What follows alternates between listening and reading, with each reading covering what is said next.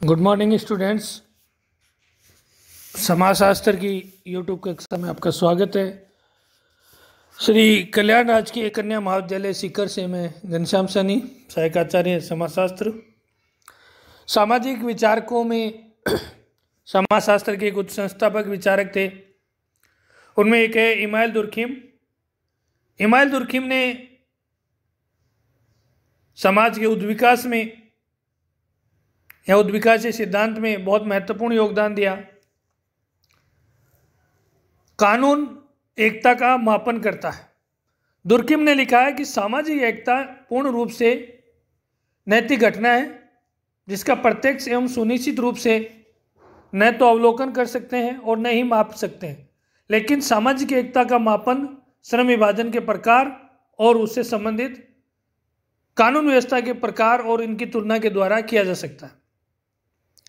इन्होंने प्रमुख रूप से दो प्रकार के कानून बताए, दमनकारी कानून और प्रतिकारी कानून।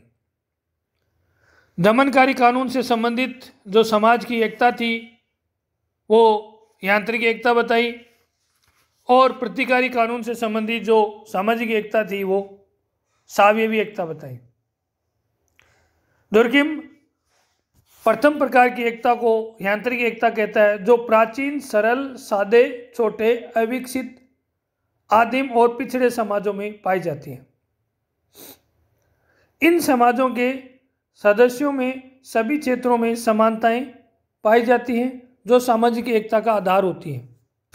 ये समाज आकार में छोटे होते हैं, अर्थात इनकी जनसंख्या और जनसंख्या घनत्व बहुत कम होता है। ये समूह के व्यक्तित्व में घुल जाते हैं। व्यक्ति का स्वतंत्र व्यक्तित्व यहाँ नहीं होता। एकता का मुख्य कारण भी इसमें समाज में एकरूपता होना बताया है। यांत्रिक एकता की विशेषताओं की बात करें, पहला मानव व्यवहार और मनोवैज्ञानिक। यांत्रिक एकता वाले समाज में व्यक्तियों की मानसिक, नैतिक और सामाजिक घटनाओं के क्षेत्रों में एकरूपता व्याप्त होती है। उनके विश्वास, धारणाएं, मत, तरीके, व्यवहार आदि सब कुछ एक जैसे होते हैं। भिन्नता केवल आनुवंशिकता के कारण होती है, बाकी सब कुछ सेम। कानून, नैतिकता और सामाजिक नियंत्रण। दुर्खिम का मत है कि यांत्रिक एकता का आधार सामाजिक अंतर्विवेक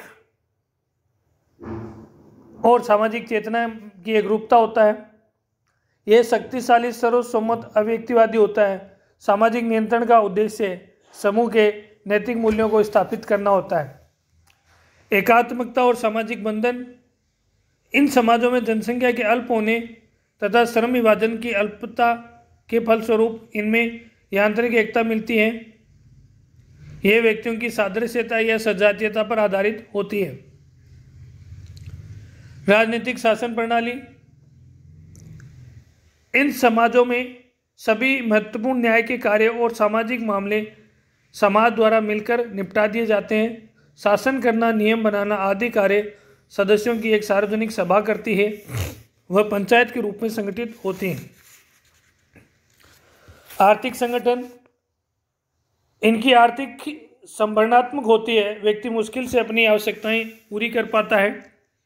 भोजन, वस्त्र, आवास पूर्ण होती है। संपत्ति सामूहिक होती है। विशेषीकरण का अभाव होता है।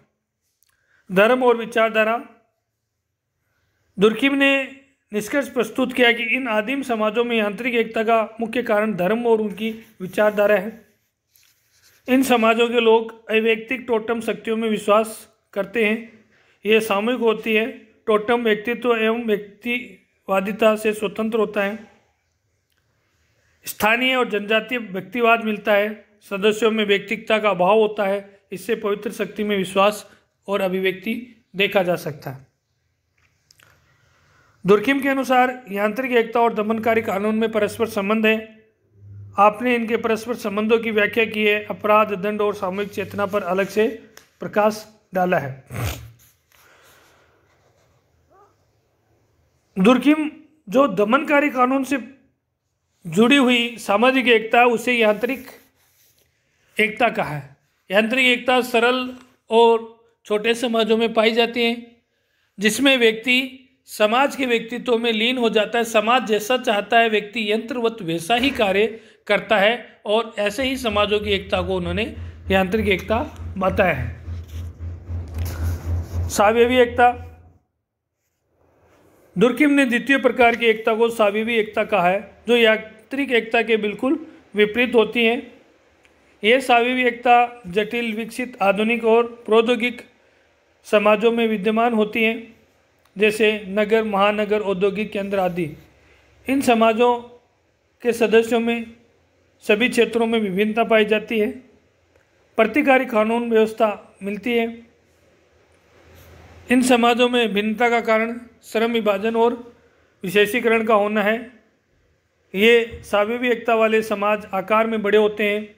इनकी जनसंख्या तथा जनसंख्या का घनत्व यांत्रिक एकता वाले समाजों की तुलना में बहुत अधिक होता है।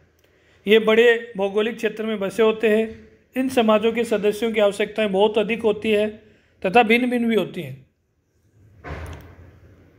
व्यक्तियों का व्यक्तित्व स्वतंत्र होता है। इससे सामूहिक भावना, सामूहिक चेतना आदि का प्रभाव कम हो जाता है। व्यक्ति एक दूसरे से अप्रत्यक्ष रूप से परस्पर संबंधित और निर्भर होते हैं। दुर्किम इन समाजों की एकता को सावयवी कहता है, जिनमें श्रम विभाजन, विशेषीकरण और निर्भरता और सहयोग के गुण मिलते हैं। सावयवी एकता की विशेषताओं के बारे में बात करें तो मानव व्यवहार और मनोवैज्ञानिक। सावयवी एकता वाले जटिल समाजों में व्यक्तियों की मानसिक, नैतिक और सामाजिक एकरूपता का लोप हो जाता है। समाज के सदस्यों की व्यक्तिगतता और विशिष्टता में वृद्धि हो जाती है। उनके विश्वास, धारणाएं, मत आदि भी परिवर्तित हो जाते हैं। कानून, नैतिकता और सामाजिक नियंत्रण। दुर्किम का मत है कि श्रम विभाजन के प्रभाव से सामाजिक तथा सामान्य सामाजिक चेतना तथा सामाजिक अंतर्विवेक की एकरूपता में कमी आ जाती है। आपराधिक क्रियाओं को अब समाज विरोधी नहीं माना जाकर केवल व्यक्ति की हानि समझा जाने लगा है। समाज के सदस्यों में धार्मिक लक्षणों, विचारों, विश्वासों में कमी आने लग जाती है। कानून में दमनात्मक लक्षणों में प्रतिदिन कमी होती है और सामूहिक चेतना का थोड़ा ह्रास हो जाता है। एकात्मकता और सामाजिक संबंध। दुर्किम लिखते हैं कि सामाजिक एकता वाले समाजों में व्यक्तियों में एकरूपता तथा सजातीयता विद्यमान नहीं होती। विभिन्नता इस समूह का प्रमुख गुण होता है। दुर्किम का मत है कि श्रम विभाजन के परिणाम स्वरूप यांत्रिक एकता का रूपांतरण सावयवी एकता में हो जाता है। राजनीतिक शासन प्रणाली। सावयवी एकता वाले समाजों की विशेषता है कि इसमें राजनीतिक कार्यों का विशेषीकरण हो जाता है। न्यायपालिका, कार्यपालिका, व्यवस्थापिका द्वारा विभिन्न राजनीतिक कार्यों को संपन्न किया जाता है। अब राजनीतिक पद वंशानुगत न होकर लोकतांत्रिक निर्वाचन पर आधारित हो गया है। आर्थिक संगठन। सावयवी एकता की विशेषता यह है कि आर्थिक अधिशेष इसमें पाया जाता है। बचत की आर्थिक भी कह सकते हैं। परंपरागत व्यवसायों के महत्व में कमी आती है। व्यक्तिगत संपत्ति का महत्व बढ़ जाता है। आर्थिक व्यक्तिवाद में वृद्धि हो जाती है। बंद अर्थव्यवस्था के स्थान पर खुली अर्थव्यवस्था का विकास हो जाता है। श्रम विभाजन के कारण परंपरागत वंशानुगत सामाजिक परिस्थिति का ह्रास हो जाता है। धर्म में विचारधारा। श्रम विभाजन का प्रभाव धर्म और विचारधारा की अनेक विशेषताओं पर पड़ता है।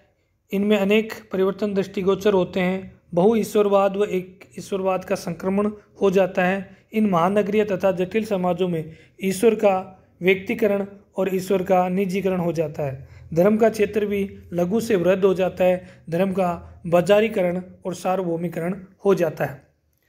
इस प्रकार इमानुएल दुर्किम ने अपने उद्विकासी सिद्धांत में समाज की सरल से जटिलता की ओर उसे बढ़ना बताया है और व्यक्ति सामाजिक विकास, यांत्रिक और सावयवी एकता के कारण इन्होंने इसे स्पष्ट किया है।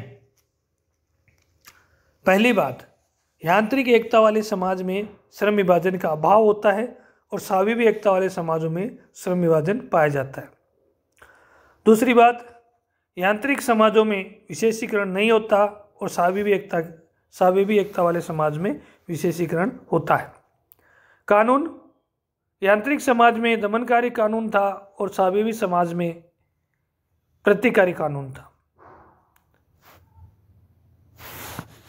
इस प्रकार इमाइल दुर्खिम ने समाज का विकास यांत्रिक एकता वाले समाज से स्वाभिवी एकता वाले समाज की ओर बताया है, जिसका मुख्य कारण जनसंख्या में वृद्धि, श्रम विभाजन और विशेषीकरण होना है। धन्यवाद।